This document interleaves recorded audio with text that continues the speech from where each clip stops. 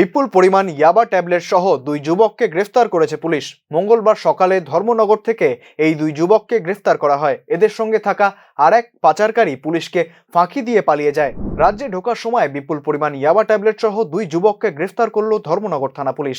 সূত্রের খবরের ভিত্তিতে মঙ্গলবার সকালে ধর্মনগরের কালীবাড়ি দিঘি এলাকায় তল্লাশি চালায় পুলিশ। একটি মোটরসাইকেলে আসা তিন যুবককে পুলিশ থামতে নির্দেশ দিলে সুযোগ বুঝে মোটরসাইকেলে থাকা যুবকটি পালিয়ে যায়।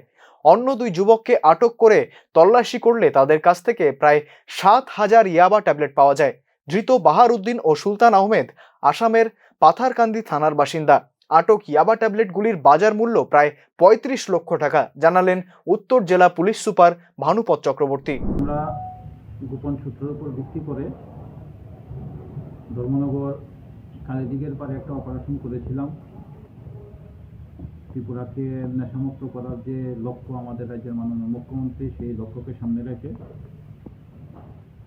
রেডের সময় আমরা দুইজনকে ধরতে পেরেছি।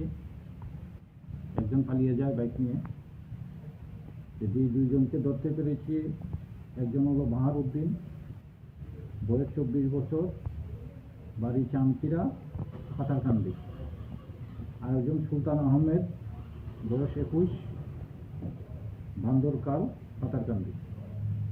তাদের পজিশন থেকে 7,000 ইয়াবা ট্যাবলেট পাওয়া গেছে। এটা একটা ভীষণ মারাত্মক ধরনের মাদকদ্রব্য। একটা ট্যাবলেট খেলে প্রায় 3 দিন অবধি নেশা থাকে। এটা 7,000 ট্যাবলেট পাওয়া গেছে, যেটার কালোবাজারের মূল্য 35 লক্ষ টাকা থেকে বেশি। ধর্মনগর থানাতে একটা NDPS কেস হয়েছে। তাদের ইন্টারোগেশন চলছে। যে লোকটা পালিয়ে গেছে তাকেও ধরা হবে।